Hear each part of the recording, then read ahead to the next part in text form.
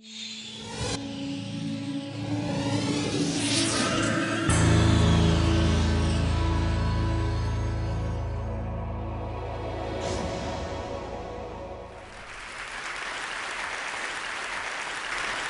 I'm going to talk to you about the problem of other minds. And the problem I'm going to talk to you about is not the familiar one from philosophy, which is, how can we know whether other people have minds? That is, maybe you have a mind, and everyone else is just a really convincing robot. So that's a problem in philosophy, but for today's purposes, I'm going to assume that many people in this audience have a mind, and that I don't have to worry about this. There's a second problem that's maybe even more familiar to us as parents and teachers and spouses and novelists, which is, why is it so hard to know what somebody else wants or believes? Or perhaps more relevantly, why is it so hard to change what somebody else wants or believes? I think novelists put this best, like Philip Roth, who said, "And yet, what are we to do about this terribly significant business of other people? So ill-equipped are we all to envision one another's interior workings and invisible aims." So as a teacher and as a spouse, this is of course a problem I confront every day, but as a scientist I'm interested in a different problem of other minds, and that's the one I'm going to introduce to you today. And that problem is, how is it so easy to know other minds? So to start with an illustration, you need almost no information, one snapshot of a stranger, to guess what this woman is thinking or what this man is. And put another way, the crux of the problem is the machine that we use for thinking about other minds, our brain, is made up of pieces, brain cells, that we share with all other animals, with monkeys and mice and even sea slugs. And yet you put them together in a particular network, and what you get is the capacity to write Romeo and Juliet, or to say, as Alan Greenspan did, "I know you think you understand what you thought I said, but I'm not sure you realize that what you heard is not what I meant." So the job of my field of cognitive neuroscience is to stand with these ideas, one in each hand, and to try to understand how you can put together simple units, simple messages over space and time in a network, and get this amazing human capacity to think about minds. So I'm going to tell you three things about this today.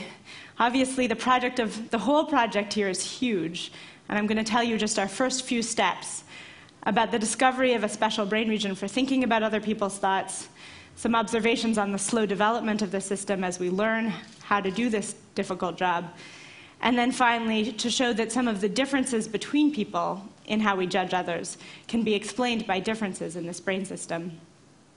So the first thing I want to tell you is that there's a brain region in the human brain, in your brains, whose job it is to think about other people's thoughts. This is a picture of it.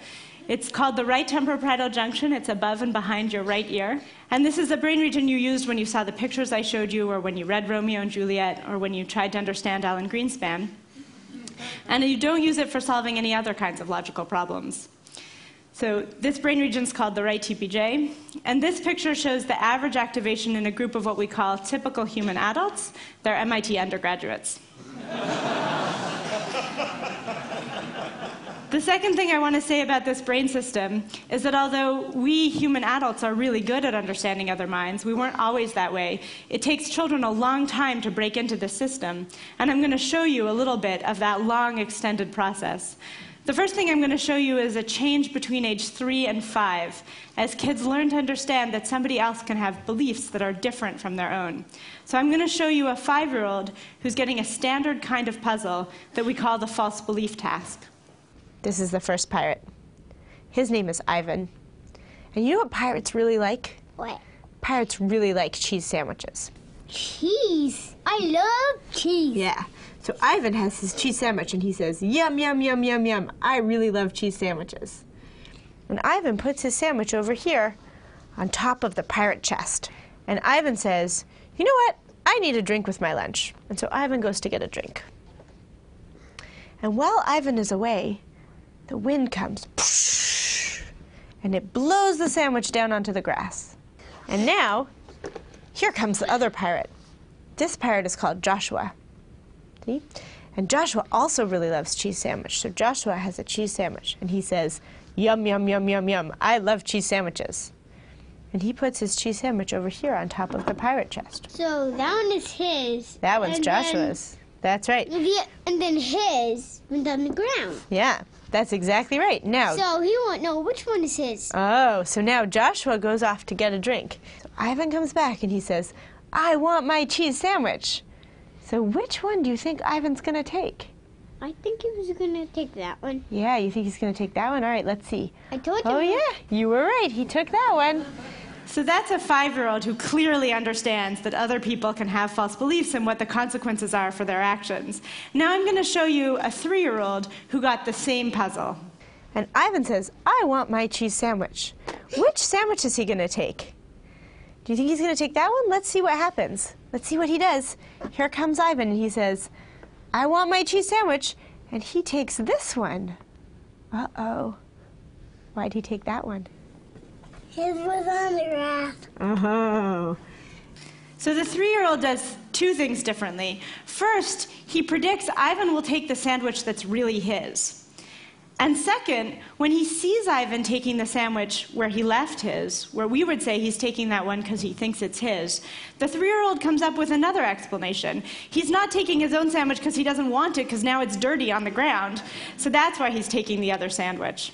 Now, of course, development doesn't end at 5, and we can see the continuation of this process of learning to think about other people's thoughts by upping the ante and asking children now not for an action prediction, but for a moral judgment. So first I'm going to show you the 3-year-old again. Now, is Ivan being mean and naughty for taking Joshua's sandwich? Yeah. Yeah. Should Ivan get in trouble for taking Joshua's sandwich? Yeah. So it's maybe not surprising he thinks it was mean of Ivan to take the Joshua sandwich, since he thinks Ivan only took Joshua's sandwich to avoid having to eat his own dirty sandwich. But now I'm going to show you the 5-year-old. Remember, the 5-year-old completely understood why Ivan took Joshua's sandwich. Was Ivan being mean and naughty for taking Joshua's sandwich? Yeah. Yeah. And so it's not until age 7 that we get what looks more like an adult response. Should Ivan get in trouble for taking Joshua's sandwich? No, because the wind should get in trouble. He says the wind should get in trouble for switching the sandwiches. And now what we've started to do in my lab is to put children into the brain scanner and ask what's going on in their brain as they develop this ability to think about other people's thoughts. So the first thing is that in children we see the same brain region, the right TPJ, being used while children are thinking about other people. But it's not quite like the adult brain. So whereas in the adults, as I told you, this brain region is almost completely specialized. It does almost nothing else except for thinking about other people's thoughts. In children, it's much less so when they're age 5 to 8, the age range of the children I just showed you. And actually, if we even look at 8 to 11-year-olds getting into early adolescence, they still don't have quite an adult-like brain region. And so what we can see is that over the course of childhood and even into adolescence, both the cognitive system, our mind's ability to think about other minds, and the brain system that supports it are continuing slowly to develop. But of course, as you're probably aware, even in adulthood, people differ from one another in how good they are at thinking of other minds, how often they do it, and how accurately. And so what we wanted to know was, could differences among adults in how they think about other people's thoughts be explained in terms of differences in this brain region? So the first thing that we did is we gave adults a version of the pirate problem that we gave to the kids, and I'm going to give that to you now. So Grace and her friend are on a tour of a chemical factory, and they take a break for coffee, and Grace's friend asks for some sugar in her coffee. Grace goes to make the coffee and finds by the coffee a pot containing a white powder, which is sugar. But the powder is labeled deadly poison. So Grace thinks that the powder is a deadly poison, and she puts it in her friend's coffee. And her friend drinks the coffee and is fine. How many people think it was morally permissible for Grace to put the powder in the coffee? Okay, good. So we asked people, how much should Grace be blamed in this case, which we call a failed attempt to harm? And we can compare that to another case where everything in the real world is the same. The powder is still sugar. But what's different is what Grace thinks. Now she thinks the powder is sugar. And perhaps unsurprisingly, if Grace thinks the powder is sugar and puts it in her friend's coffee, people say she deserves no blame at all. Whereas if she thinks the powder was poison, even though it's really sugar, now people say she deserves a lot of blame, even though what happened in the real world was exactly the same. And in fact, they say she deserves more blame, in this case, the failed attempt to harm, than in another case which we call an accident, where Grace thought the powder was sugar because it was labeled sugar and by the coffee machine, but actually the powder was poison. So even though when the powder was poison, the friend drank the coffee and died, people say Grace deserves less blame in that case, when she innocently thought it was sugar, than in the other case where she thought it was poison and no harm occurred. People, though, disagree a little bit about exactly how much blame Grace should get in the accident case. Some people think she should deserve more blame and other people less. And what I'm going to show you is what happened when we look inside the brains of people while they're making that judgment. So what I'm showing you from left to right is how much activity there was in this brain region, and from top to bottom, how much blame people said that Grace deserved.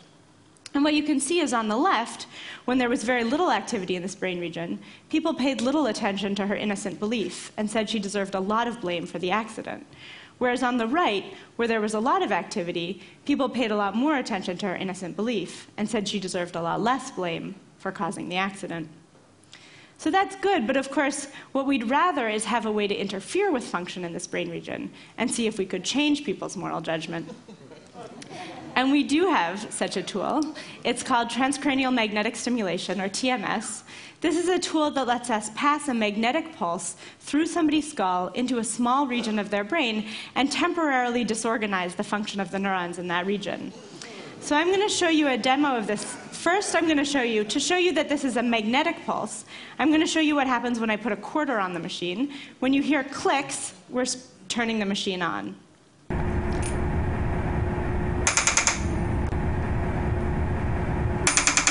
So now I'm going to apply that same pulse to my brain, to the part of my brain that controls my hand. So there's no physical force, just a magnetic pulse. Rebecca? Yep. Ready? Yep. Okay, so it causes a small, involuntary contraction of my hand by putting a magnetic pulse in my brain. And we can use that same pulse, now applied to the RTPJ, to ask if we can change people's moral judgments. So these are the judgments I showed you before, people's normal moral judgments. And then we can apply TMS to the RTPJ and ask how people's judgments change. And the first thing is people can still do this task overall. So their judgments of the case when everything was fine remain the same. They say she deserves no blame. But in the case of a failed attempt to harm, where Grace thought that it was poison, although it was really sugar, people now say it was more okay, she deserves less blame for putting the powder in the coffee. And in the case of the accident, where she thought that it was sugar, but it was really poison and so she caused a death, people say that it was less okay, she deserves more blame. So what I've told you today is that people come actually especially well equipped to think about other people's thoughts. We have a special brain system that lets us think about what other people are thinking. The system takes a long time to develop, slowly throughout the course of childhood and into early adolescence. And even in adulthood, differences in this brain region can explain differences among adults in how we think about and judge other people. But I want to give the last word back to the novelists and to Philip Roth, who ended by saying, "The fact remains that getting people right is not what living is all about anyway. It's getting them wrong that is living, getting them wrong and wrong and wrong, and then on careful reconsideration, getting them wrong again." Thank you.